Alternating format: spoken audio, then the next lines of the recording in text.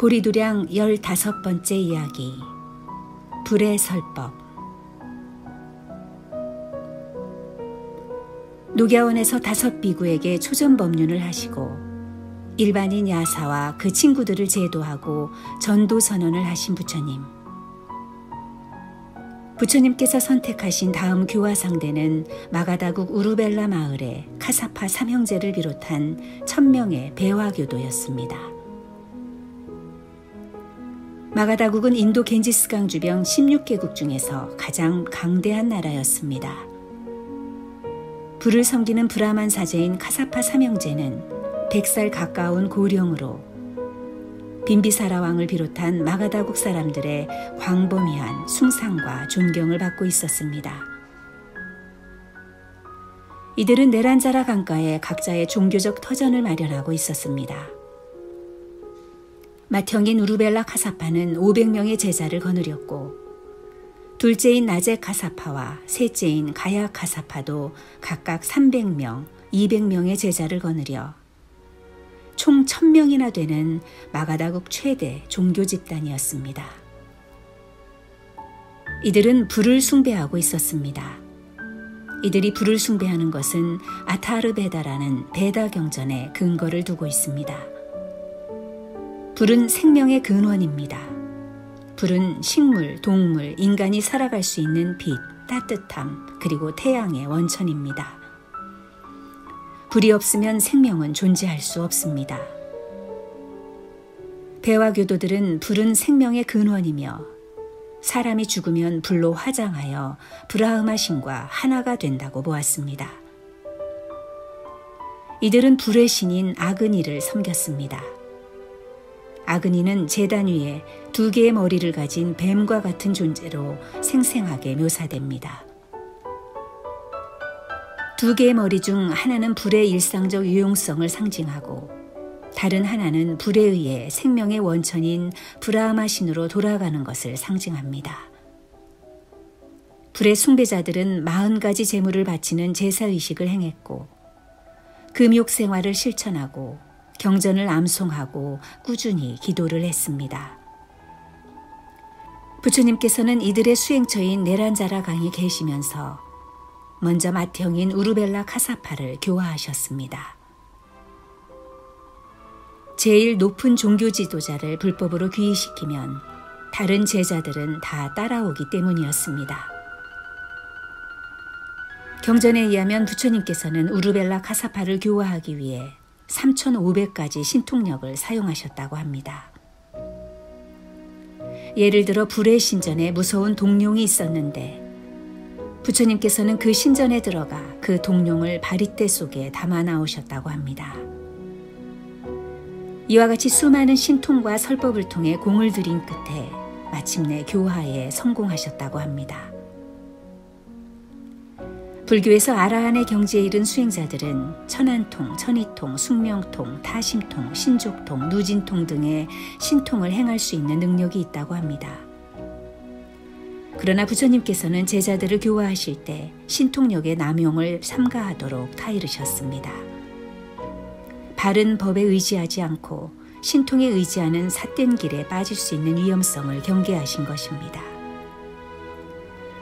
그런데 카사파 삼형제를 교화할 때 부처님께서 신통력을 사용하셨다는 것은 어떤 의미일까요? 카사파 삼형제는 나이도 많고 종교적 권위가 대단한 종교인이었습니다. 스스로를 위대한 성자라고 생각하고 수많은 교도들을 거느린 지도자인 이들은 쉽게 조복되지 않았습니다.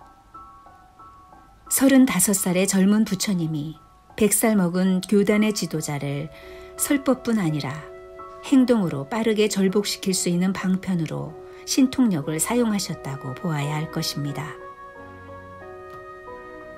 부처님의 뛰어난 경지를 보고 마음이 무너지고 있던 우루벨라 카사파에게 부처님께서는 진실된 성자인 아라한은 과연 무엇인가?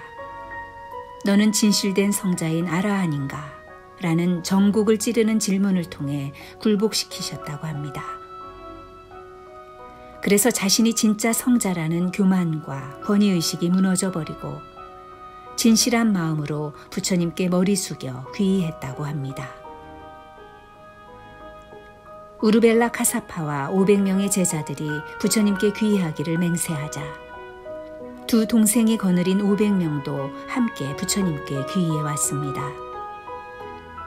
부처님께서는 이들 1000명과 함께 마가다국을 전법하고자 마가다국 수도인 왕사성으로 길을 떠나게 되었습니다.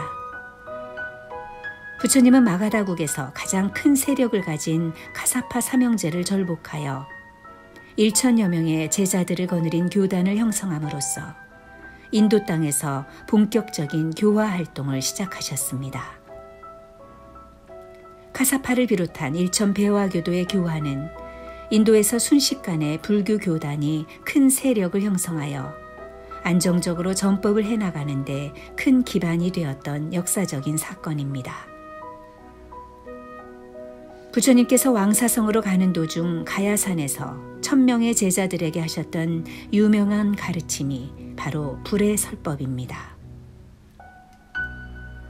제자들이여, 모든 것은 불타고 있다. 눈이 불타고 있다. 눈에 비치는 형상이 불타고 있다. 눈에 의한 인식도 불타고 있다. 눈과 그 대상의 접촉도 불타고 있다. 눈이 접촉하는 데서 생기는 감수작용, 즉 즐겁고 괴롭고 즐겁지도 괴롭지도 않은 것들도 모두 불타고 있다. 왜 불타고 있는 것인가? 욕망의 불, 분노의 불, 그리고 어리석음의 불길로 타오르기 때문이다. 그것들은 늙음과 병고와 죽음의 불길로, 그리고 고통, 갈망, 좌절, 걱정, 공포의 불길로 타오르고 있다.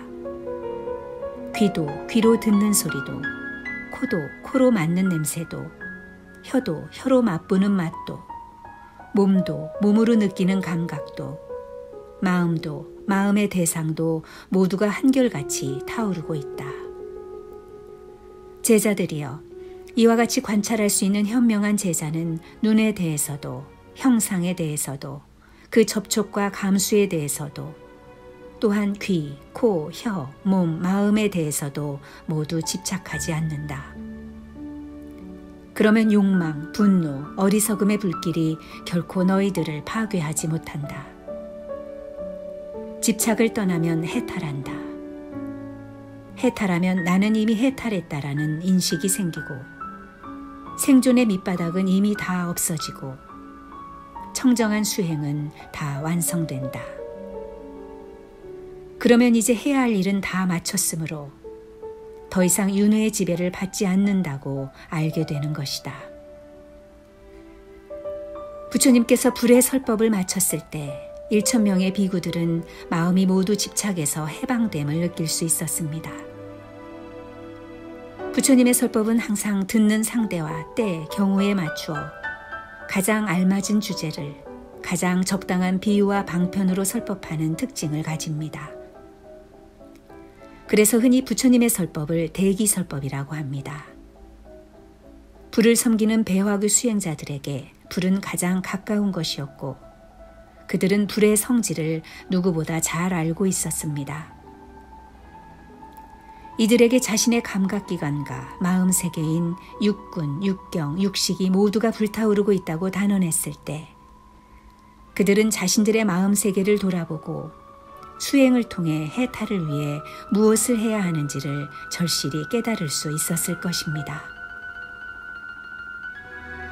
각자가 처한 상황과 경우에 맞는 가장 적절한 설법을 하신 대기설법의 위대함을 다시금 느낄 수 있는 설법이 바로 불의 설법입니다.